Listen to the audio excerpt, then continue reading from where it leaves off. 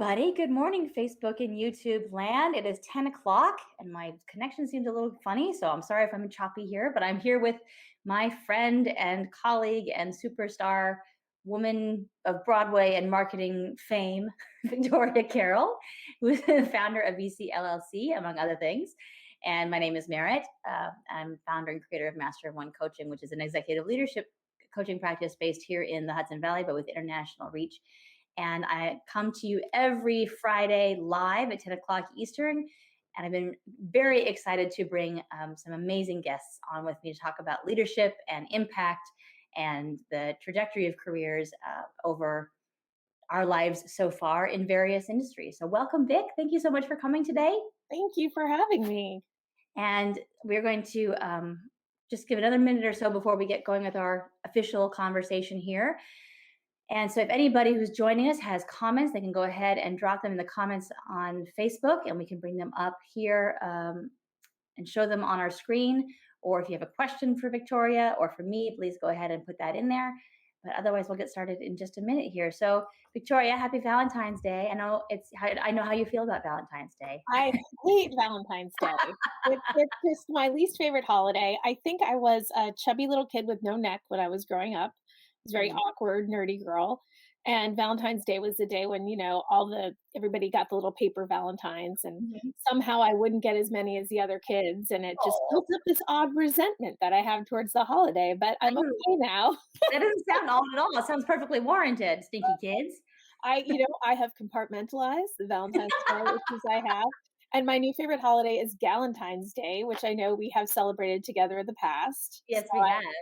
Yes, try we to have. reach out to some of my favorite, women and my favorite friends and celebrate that way. So that's what I'm doing on Saturday night with another couple is we're gonna have Palentine's Day as opposed to Valentine's Day the next day. I love it. I love it. Yes, and we have you and I have several traditions around holidays, but We do. mostly Easter and also some Valentine's Day as well. And it's really nice to see your face today because I haven't seen you actually in person live in well over a year.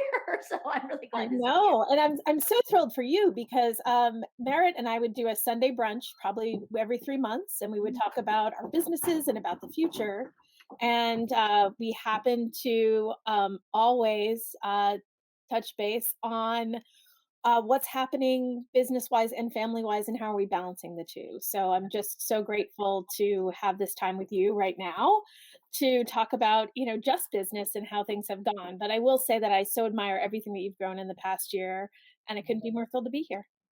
Well, I'm super excited to have you. So without further ado, let's jump into your stories, talking about how you built your business and your career because you have quite the journey up to this point. So give us a little bit about how where you've been and how you got here. Great. Well, I'll go far back, but it all connects. So I grew up on a farm in the middle of nowhere. My dad's a dog trainer. But we ran a small business. And so I grew up with inside a business. My parents were always working and we were always working. And I wanted to get as far away from a farm and move to New York City. And I always wanted to work in entertainment, but I always wanted to work behind the scenes. I also had a passion for communication and languages. So I had studied Japanese and I went to Japan to study my last year in high school. I went to a private school and I had gotten a scholarship to go there. So I was very academically driven, and Japanese seemed like the hardest language. So I took it. And then when I went to Japan, I thought, oh, I don't think this is what I want to do. Mhm. It really took me outside my comfort zone. I was, 16 years old and thrust into a country having not really traveled much at all. I spoke the language, but it was just this very isolating moment of being alone and really having sort of a clarity around what is it that I want to do next. And so when I got back and it was my senior year and I was looking at colleges, I thought, you know what, this was amazing and I'll keep Japanese in my life, but I really want to do something with entertainment. So the deal I made with my parents was to apply to schools that I could study both Japanese and playwriting. And Mm. I ended up at Bennington, which I'm so proud to be a Bennington alum, because they don't have grades there, and everything had to be very self-motivated, and you had to be excited to be there and know what you wanted to do, or at least have some shaping of it. So, being there, I did a lot of internships in the entertainment industry, which led to me having a career behind the scenes on Broadway. and I was doing that for 20 years, and And then, then the pandemic happened. So it really has been a moment where I've had to readjust and rethink everything in my life. But I think the most heartbreaking thing has been, the only job I had outside of theater was working at the Met Museum. And even though the Met Museum is now reopened, it's just a very different experience when you go. And I'm glad people are still going and experiencing art. But what breaks my heart is A, to see myself and so many of my fellow friends not have the career they thought they would right now, or maybe not even have a job right now. But Mhm. what the bigger tragedy to me is not having live music or live theater in as accessible a way as there had been only a year ago when you and I were having brunch, you know? Yeah, yeah. And you and I connected through theater friends, through when I was working in off Broadway theater, and you were working. Had you come to New York? Actually, I'm not sure if you didn't come to New York yet. When I I was interning when I first met you. I think I was 19 years old. Yeah, and now and we're old. we've been friends ever since. I think, game recognizes game, so Yes, here we are. that's right.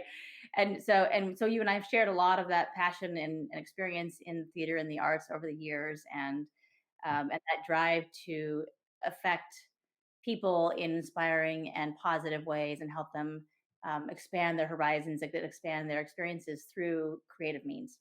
And Yeah, that's what I've always admired in you. And you always have that purpose and that vision right at the forefront. And with everything you do, you're always thinking about how is the audience going to experience this? How is the next person going to be inspired by what I do, even if it's not, um, even if you're not touching the audience directly personally, you always have them in mind. And I always really appreciate that about your work throughout all of your different changes and positions. So it's really inspiring.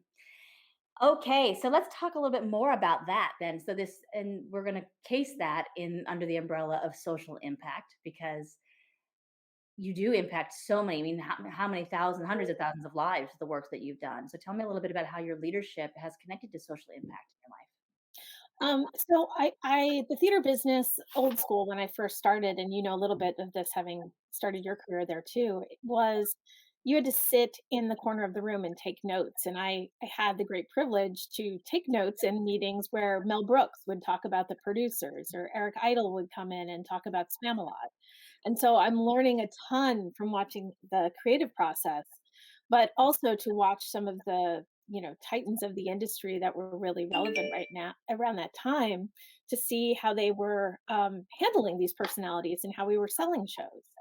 And I remember working on the producers, and there was a line down the block. And my boss, Nancy Coyne, at the time said, "Go look at that line. That's the last time you'll ever see a line on the street."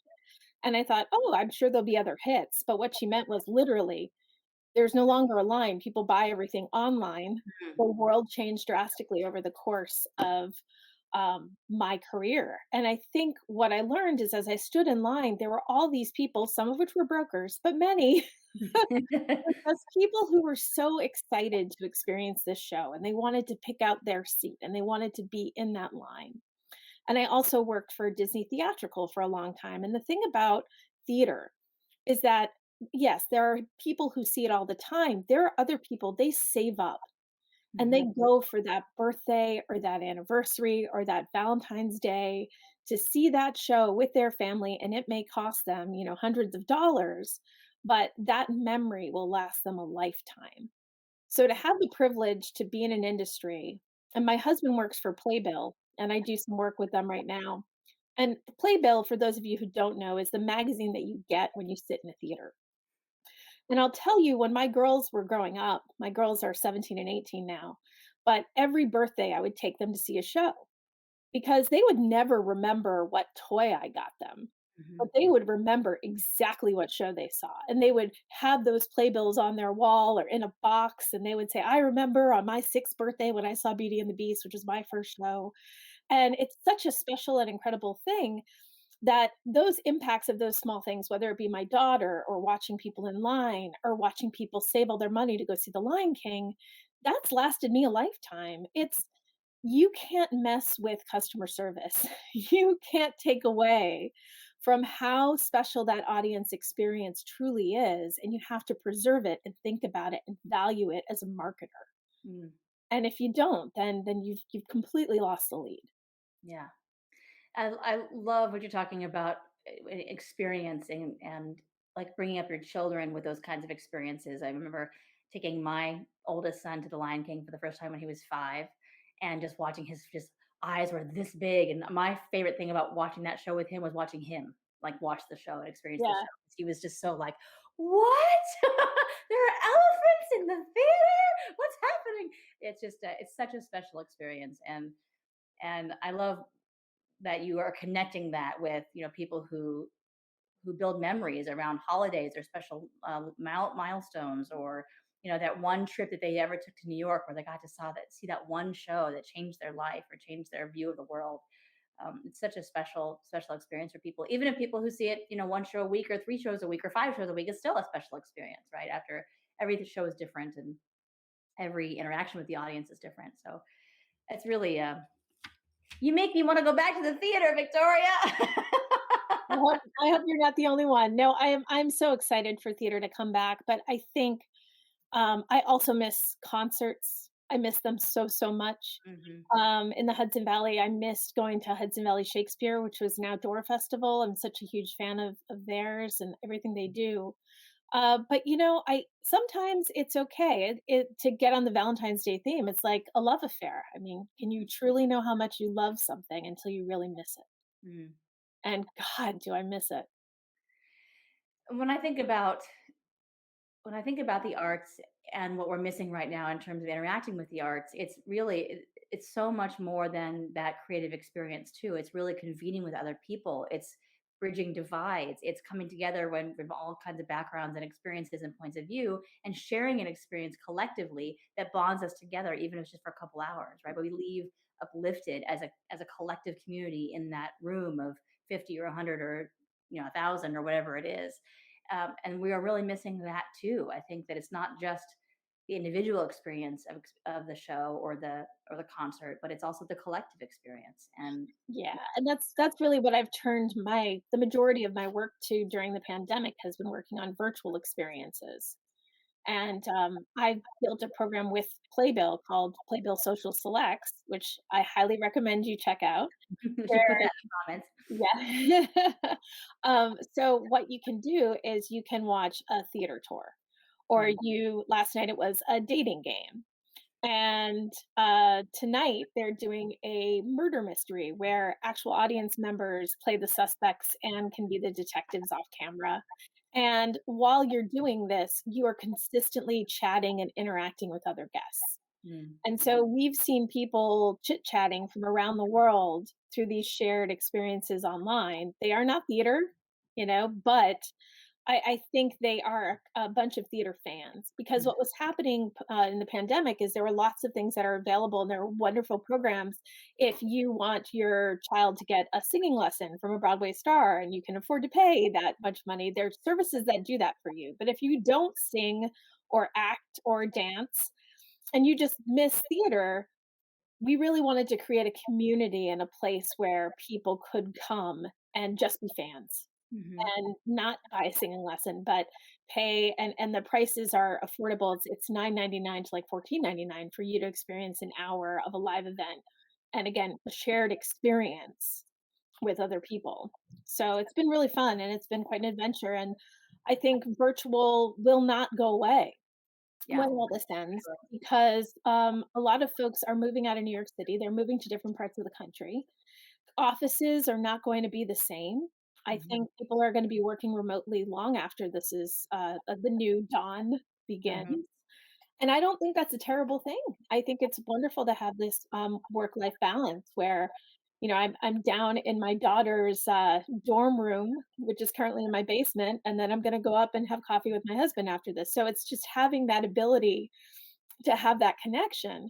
But these virtual experiences, I think, will continue to be a way for people to gather online, mhm. until we can gather again in person and probably long after. Yeah. Yeah, this is a moment in our evolution that is not going to be um, negated once we get back to normal, which of course is going to be completely different than what it was before.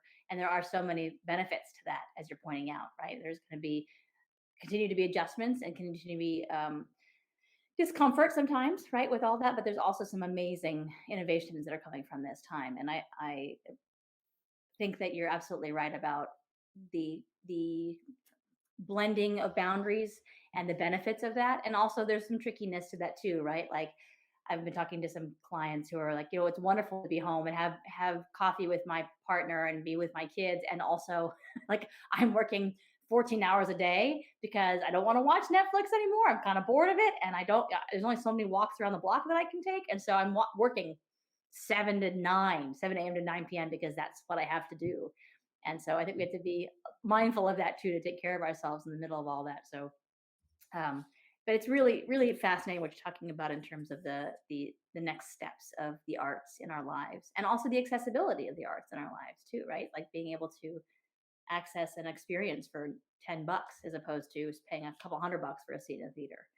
Yeah, Um, and I think there was a fear in theater that if you allowed people to see it and pay a small amount digitally, so you're not actually in the room, that that would deter from people wanting to see it in person. But if you look at the history of Broadway movies coming out and what impact they had on the box office, whether that be Mamma Mia, yeah. or Chicago, or even Phantom of the Opera, which the film didn't do as well, but it brought everybody back to see the show. Yeah. So I think it's just a matter of these digital versions of Broadway are just bringing awareness towards, the craft. Hmm. And if you were like me and you grew up on a farm in the middle of nowhere, all I had was like PBS greatest performances, right? Now I feel like there is a plethora of different things available to people who really want to try out the arts. I mean, Hamilton, right? I mean, my gosh, right? Available Oh, on yeah. every digital platform known to humankind, and it only makes it more popular, right? And seeing Hamilton on Disney Plus was an interesting experience. We had seen it in the theater with the original cast. We were very lucky. But then when we saw it, we watched the craft and the dramaturgy and the direction Mm, and the lighting design. And it's like we saw it in an entirely new light. And there was so much stimulation and so much to think about that I remember we watched Act One night and Act Two the next night because we didn't want to miss anything. mm, And when it was happening in real time, it was like the adrenaline of being there in person was you're running a marathon, and when it's over, it's like it was like my wedding day. I don't really remember it, like I kinda do. Seeing Hamilton felt like that. It was so fast and furious and exciting but then at the end, I'm like, "Wait, wait, wait, wait, wait." I remember your wedding day, and it was a beautiful time. We ran out of food. We had to order Chinese. Yeah, I it mean, was fantastic. It was a beautiful weekend. We had a great time. Another beautiful example of convening of people and a collective experience that so many of our friends, our shared friend group, remembers that day. So it's another right. And theater came from church ritual and those kinds yeah. of experiences. So it's very connected.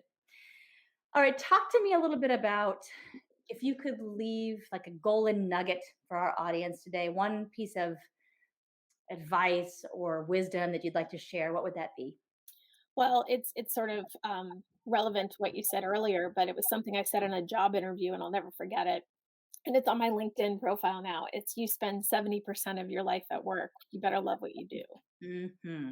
So I had a lot of friends, who would say, "I have to get a job," and you go and you get that job, and you work 9 to 5, and you think, "Oh, but, I'm gonna do this after work. I'm gonna go to the theater after work. I'm gonna go to the gym after work. I'm gonna live my life outside of this 9 to 5 job." That's a big chunk of your time to not be Yeah. doing what it is that you enjoy or something that you feel is helpful. Over the pandemic, I started working for my friend who runs a wine refrigerator and beverage cooler company called Smith& and Hanks. And I felt such purpose because everyone was trapped in their homes and they were ordering these wine coolers because they knew they were gonna be hanging out, watching Netflix, being with their family, eating more dinners at home, doing everything. So, as much as it was, I am putting in orders into a computer and making sure UPS deliveries happen for a short period of my career, Mhm. I knew that I was bringing happiness to people, that I was a part of their pleasure and a part of their recreation. And so even though it was a weird client and a weird chapter, and it continues, I still work with him, and I think what we're trying to figure out right now is, if we can talk about shared experience, if the Mhm. message our next message becomes, "Remember having dinner with friends?" Well, stock up because you're gonna be able to do that again.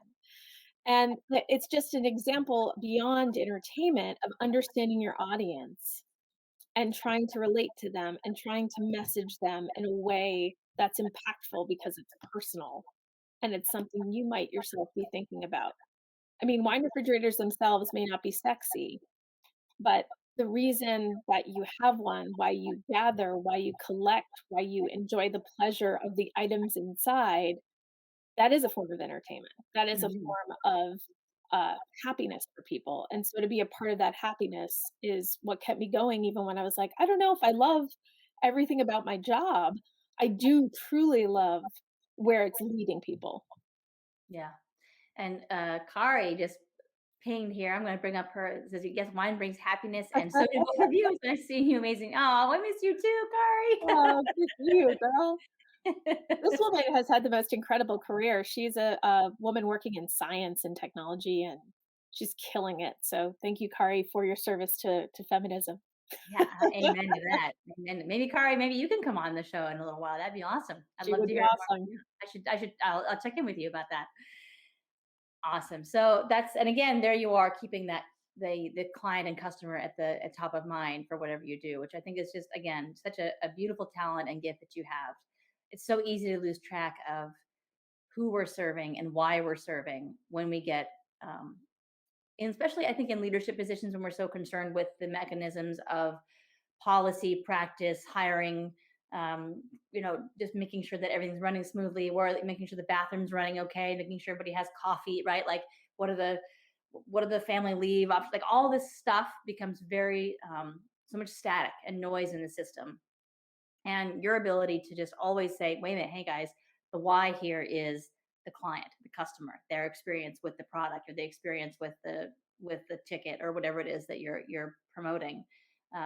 That's such a gift to be able to pull that out at any given moment, and you're so good at that. So, okay, so let's talk about.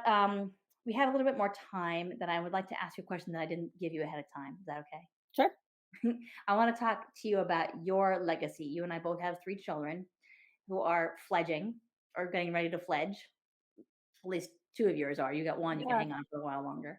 Talk to me about your legacy and what do you want to be remembered for? I think I want, especially my children, because it's like, what is your legacy? I think I want them to be able to pick a career doing something that they're passionate about. Mhm.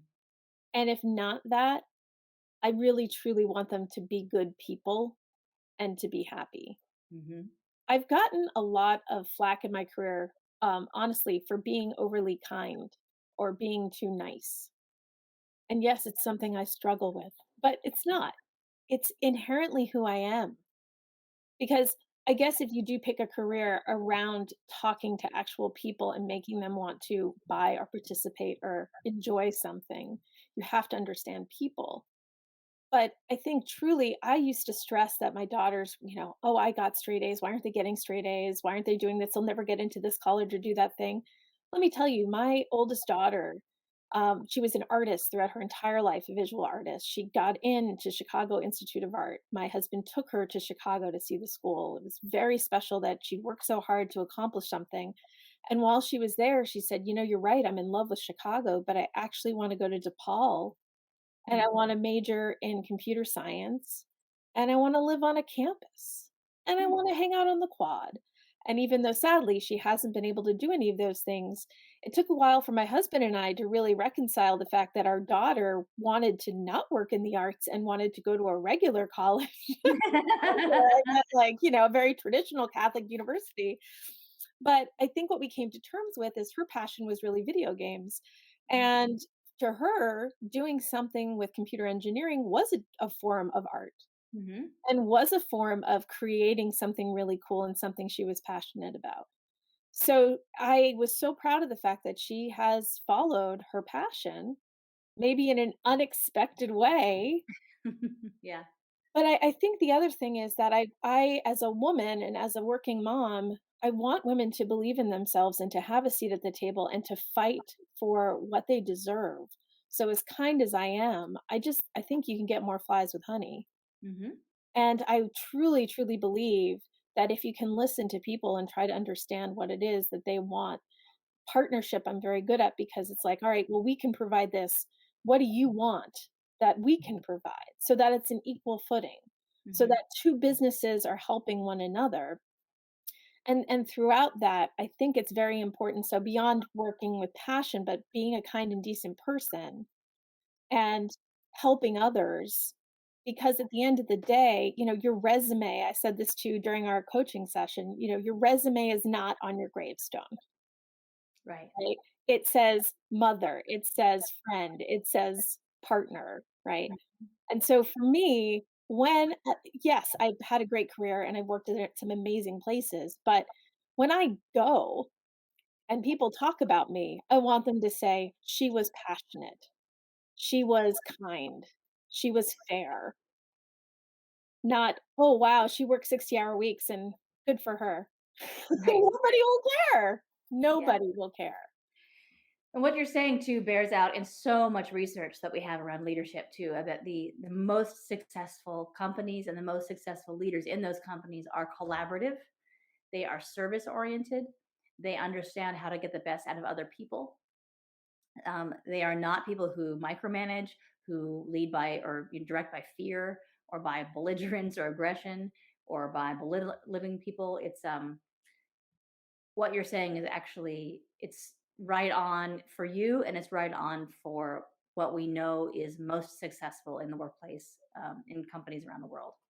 So it's interesting, right, that it feels like it's a little bit of an uphill battle for those of us who want to lead this way, and yet ultimately it is definitely backed in research as the most effective way to lead, and the most fun. I mean, who wants to be like who wants to hate their job? Who wants to hate their boss? Nobody wants that. Nobody Everybody, wants that. we all want to show up and have a good time and feel like we're doing something meaningful. And I think it's also important to be vulnerable. I recently did a session with you, which, as somebody who has always prided themselves in their career, it was really interesting for me to say, but wait, let me step back and really analyze where I'm at and where I want to go.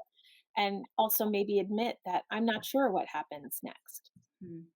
Yeah. People keep asking me, when is Broadway going to come back? Well, the truth is, nobody knows for sure. Hmm. But I'll tell you where I landed was, I need to take a moment and be more thoughtful, not only about where I've been, but where I'm going, and sort of try and sculpt that future. So I think it's okay as a leader to ask for help. And it's okay as a leader to say, I don't know, Hmm. and to understand what you're good at and to understand what you're bad at. I'm a terrible driver. That is not, and that was a big decision, and I once thought I wanted to work in film, but the idea of moving to LA meant a lot of driving, and I'd gone out to visit you, and I thought, "There's no way I can't do that." And New York's been fine, so it all works out, but I mean, just something to think about is that no matter what you're going through in your career right now, it's okay to be in a period of, "I just don't know what comes next, or how this is gonna end, or what shape my career will be in at the end of this." My dad taught me that the most interesting people have 3 different careers in their lifetime. At least, yeah. So I don't even know what number I'm on, but I hope my dad thinks I'm interesting. I don't think there's any shortage of interest around you, my friend, for sure.